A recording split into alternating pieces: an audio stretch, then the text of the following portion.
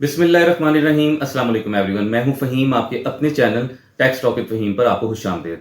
आज हम अब सीखेंगे कि किस तरह से हमने अपने टैक्स एडजस्टमेंट्स को अवेल करना है। कुछ चीज़ें आपके लिए नई होंगी, इसलिए आपने किसी भी स्टेप को स्किप नहीं करना और मुकम्मल तौर पर देखना है। तो आइए मैं स्क्रीन पे आपको इसकी ओरिएंटेशन देता हूँ। यहाँ पे अब आपने एडजस्टेबल टैक्सेस, ये वो टैक्सेस हैं जिससे आपकी लायबिलिटी कम होती है।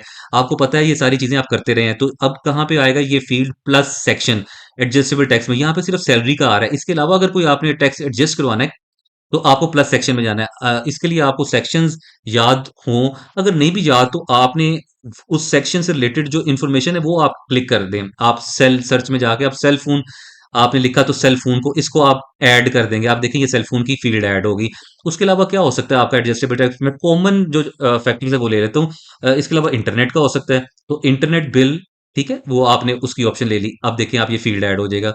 ये थोड़ी डिफ़िकल्टी तो बन गई है कि आपको सेक्शन याद करने हैं, लेकिन अगर आपको सेक्शन याद नहीं होते तो आप कम से कम वो पंच कर दें जो इन्फॉर्मेशन आपको चाहिए। इंटर 234 के तहत होता है, आप उसको अगर वो 234 याद रह जाए ठीक है, वरना प्राइवेट व्हीकल टैक्स ये किसके लिए है? ये गाड़ी के टोकन के लिए है। ये आपके कॉमन होते हैं। इसके अलावा आपके पास कौन-सा होता है? आपके पास अगर आपने प्रॉपर्टी को सेल परचेज़ किया, आपको याद होगा उसका सेक्शन 236 के अंदर आता है, 236 सी है आपकी सेल के लिए।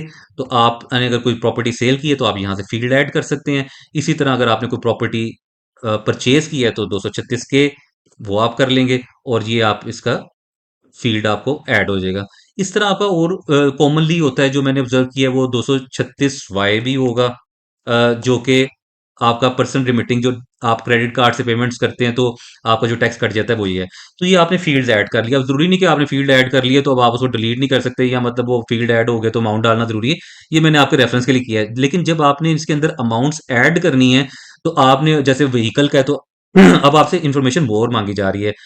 जो आपसे इससे पहले तो आप मैनुअल पंचिंग करते थे, अब आपने व्हीकल का टोकन का अगर आपने टैक्स क्लेम करना है, तो आपने चेसिस नंबर भी इसमें ऐड करना है। ऊपर गाड़ी का रजिस्ट्रेशन नंबर दे दिया, चेसिस नंबर अब डमी हम डाल देते हैं और हम ये डाल देते हैं होंडा सिटी, ठीक है? इसके बाद आपका मॉडल आ गया 2025, ठीक है?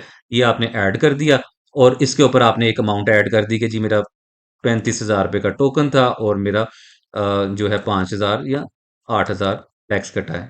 ठीक है? ये आपने इसमें ऐड कर दिया। इसी तरह सेल फ़ोन का है, उसमें आप प्लस पे जाएँगे और आप इधर नंबर दे देंगे, कोई नंबर दे दिया, ठीक है? और नीचे आपने लिख दिया मोबिलिंक, ये आपने कर दिया, ऐड कर दिया। यहाँ पे आपने उससे रिलेटेड अमाउंट ऐड कर दी कि आपने 25,000 का आपका बिल था और आपके जो टैक्सेस हैं वो इसके ऊपर 2,500 रुपए टैक्स कटा हुआ है। इसी तरह आपने इसको प्लस कर दिया, इंटरनेट बिल को साइबर नेट कर दिया और इंटरनेट बिल, ठीक है जी, वो आपने ऐड कर दिया। उसमें आपने अमाउंट पंच कर दी जी, आपका 30,000 का है और इसके ऊपर जो भी हम अमाउंट्स डाल रहे हैं बस।